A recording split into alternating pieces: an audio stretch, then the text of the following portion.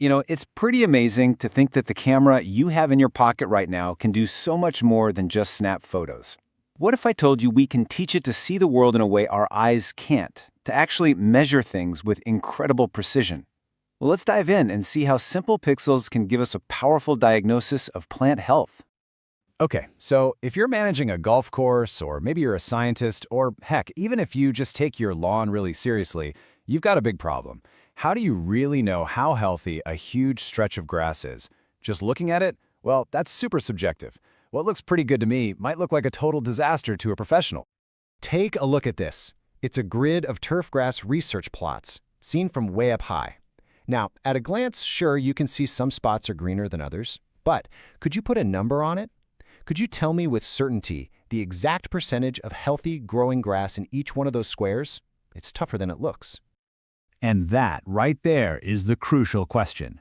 Just a quick glance isn't going to cut it.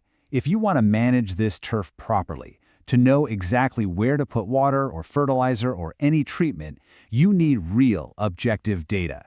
We've got to go beyond what our eyes tell us. And this is where that camera we were talking about comes into play. See, the solution isn't about us trying to get a better look. It's about teaching a computer how to see color in a totally different and, frankly, much smarter way.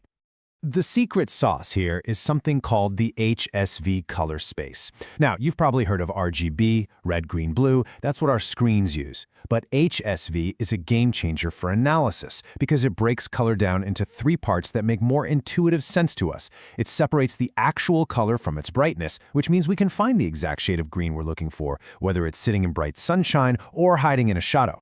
So, first up is hue. This is the pure color. You can think of it like picking one specific crayon out of a giant box. For what we're doing, this is the most important dial we can turn. It lets us tell the computer, hey, I'm only interested in this very specific shade of green, the one that healthy plants have. Next up, we've got saturation. This is all about the color's intensity, its richness. So picture a vibrant, healthy leaf versus a pale, kind of washed out, stressed out one. By tweaking the saturation, we can tell the computer to ignore all that faded dying stuff and only pay attention to the richly colored, healthy grass. And finally, there's value. And this is just what it sounds like, brightness. Now, this is absolutely critical when you're working outside. It's how we make sure the computer understands that a healthy blade of grass in a dark shadow is the exact same color as a healthy blade of grass basking in the sun. It makes the whole process consistent no matter the lighting. So that's the theory, right? Hue, saturation, and value. Those are our three digital knobs. But theory is one thing. Let's see this in action. Let's watch how these tools can surgically pick out just the pixels we care about. Here's our starting point, a totally normal photo of a turf plot taken with a regular camera. You can see the whole mix in there, some nice healthy green grass, some yellowish blades that are clearly stressed, and of course, the brown thatch and soil underneath. Our job is to count only the good green stuff. All right, let's turn the first knob. On the right, we've applied a pretty lenient hue filter. We're telling the computer, anything kind of greenish is fine. And notice what it picks up. Not just the pure green, but a lot of the yellowish stuff too. The computer calculates that as 56% green cover. It's a start, but we can do way better. Okay, now watch this. We're going to tighten that hue filter. We're telling the program to be a lot pickier about what it calls green. And boom, just look at the image on the right. A whole bunch of that yellow just vanishes. And our calculated cover drops all the way down to 39%. Now we're getting a lot closer to the real story of this patch of turf. And for the final move, we make the filter super strict. Now, only the pixels that are in that perfect, narrow range of healthy green get selected. Everything else, the stressed yellow, the brown, the soil, it's all ignored. And the computer gives us a final, precise, objective number, 14% cover. That's how you turn a simple photo into hard, actionable data. It's pretty brilliant. So this filtering thing looks really cool, right? But as scientists, we have to ask the big question. Is it actually accurate? Does this new, simple method really hold up against the established, more complicated tools? Well, let's look at the proof. To find out, the researchers started in a controlled environment, using setups just like this one. These are called lysimeters. They're basically high-tech pots that let you run super precise experiments in a greenhouse, where you can control everything, especially the lighting.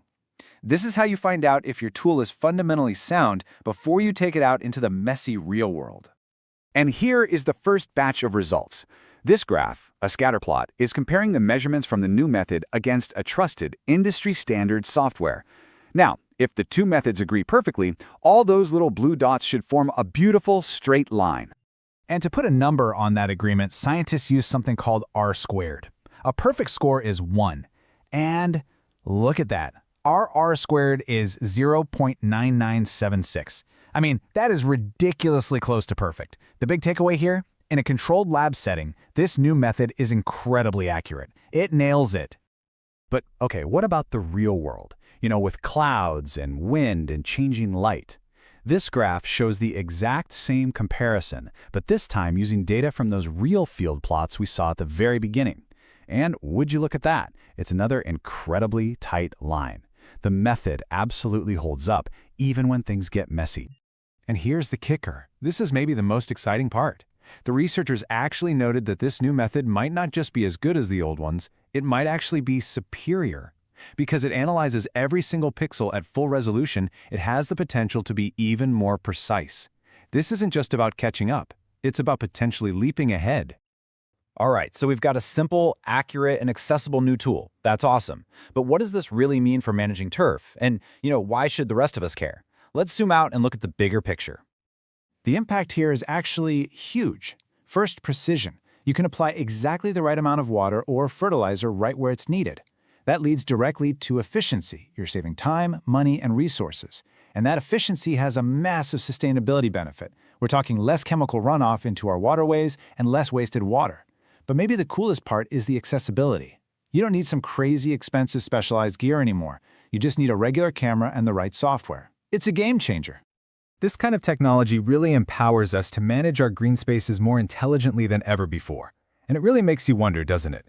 If we can get this level of detailed scientific analysis for a patch of grass, what other complex systems, from massive farms to our delicate ecosystems, could we start to understand better with that powerful little camera we all carry around every single day?